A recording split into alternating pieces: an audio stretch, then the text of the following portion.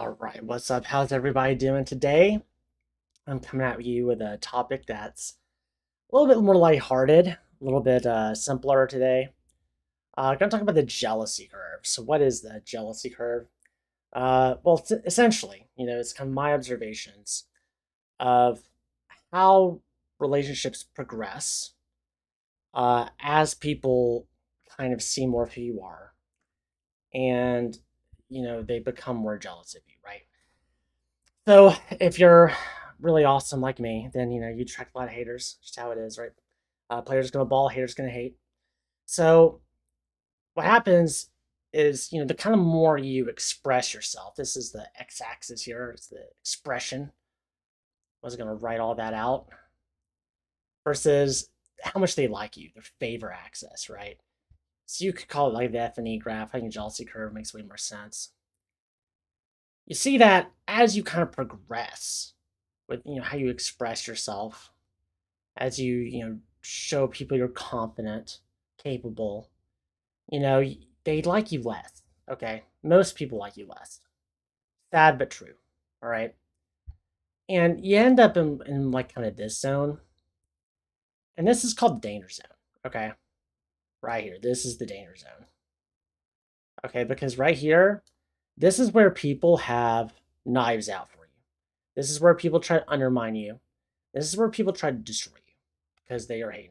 Okay, and the trick is you don't want too many people in this zone at any one time.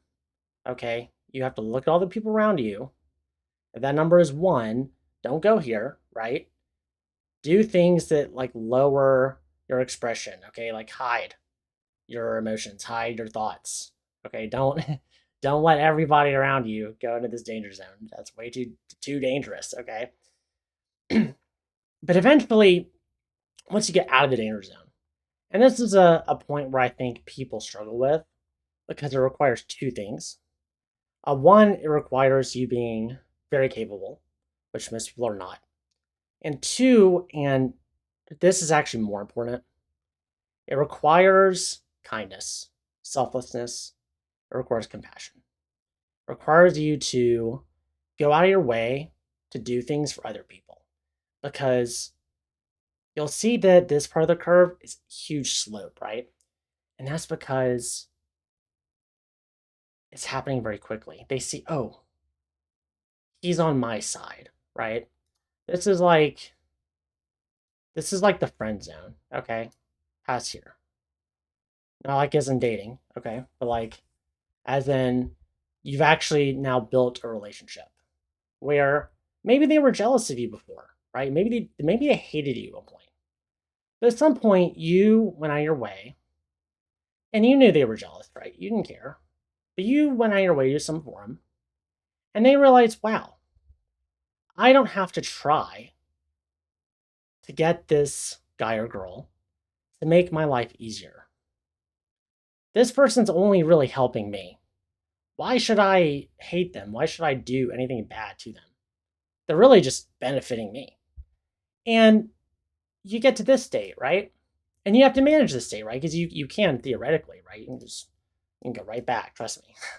But if you do it right, you manage your relationships right, you can stay in this zone where, maybe you've got a talent or a gift, but as long as you're using that talent to help the people around you, you can get away with it, right? And people will like you, right? It's like if you can't beat them, join them. You know what I'm saying? It's like, dang, I can't beat that, and he's good anyway. Why should I even care? Even narcissists, right? You might think, well, this won't work on narcissists. I do have a couple more graphs. They won't buy it, but that's not true. Most narcissists are not so selfish, or not so malignant. They don't have a room for a couple exceptions in their lives, okay? Most narcissists can forgive a couple instances of feeling inferior to somebody else if they're benefiting enough from that person otherwise. So let's go to the next graph. This is the hater graph. Some people are not like that. Some people are just haters. They will always be haters. They're born this way. Okay, this is Dio from JoJo's. Okay, this is generational hatred. It does not matter how much you help them. In fact, helping them makes them like you less because you're showing them up, right? No matter how mean they are to you, you just keep doing it. And now it's like a whole ideological thing where they're like, no, now I have to just prove you wrong. You're just like, you're just wrong to be this way. You're wrong to exist. And now I have to destroy you no matter what. Like all my waking energy is going to be spent just to destroy you because I'm such a hater. Okay. These people are very dangerous. Okay. I don't know what to do with these people. And you'll notice you start at neutral in these graphs, right? Because haters see everybody as, oh, you're someone I can take advantage of, right? You're someone I can use, right? Every hater, is looking for people who will stroke their ego. And everybody is like a potential victim, right? That's how they start. And when they realize you're not, oh yeah, it just like falls off a cliff really fast. Yeah, normies, right? They most people, they kind of view you as neutral. And then there's like, people I don't like, there's people they do like. But then there's real ones. Okay, if you're a real one, your graph is totally different. If you're a real one, you know that respect is earned, it is not given. So you start at 0. Okay, that's just how it is. How the world works. But as you kind of increase the amount that you're just kind of doing, they just like you more, right? These are the real ones, right? And these are kind of opposite to the haters. These are very important allies here because when you're traversing these no-go zones, especially if you're entering a new environment, it can be really hard to get enough people into the friend zone quickly, right? You can only make so many conversions. You have to like slow down on what you're doing. You can't just like be too cool too fast, right? It's like way too dangerous. So the real ones, those are the ones you got to make sure know what you're about, right? You just express clearly what you want to do. And most of them will just believe you, right? Because they're real, recognize real, okay? And they'll get your back, right? They can help you through these trying times with the normies. I hope that this video is informational. I mean, I know that like it's kind of a sillier video, but I do think that people in real life have a hard time with this. For example, this is a story I always like to tell from the first Punic War.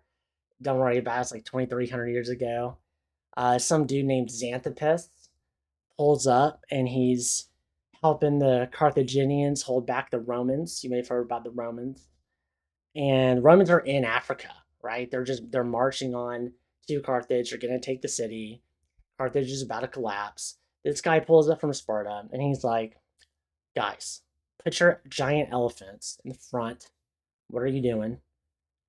And you would think that after you help them save their country, that they would be grateful, kind of exalt him as a hero, thank him, so that way he stays around, kind of continues to protect their. No. They were jealous as hell, and they got rid of him. So this right there, if you don't like the danger zone, this is the Xanthippus zone, okay? Xanthippus had everybody around him in this area. Okay, he was way too cool, way too fast.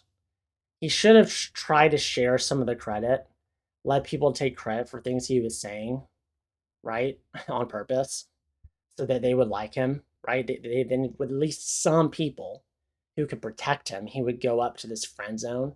He'd be seen as useful. And unfortunately, he didn't.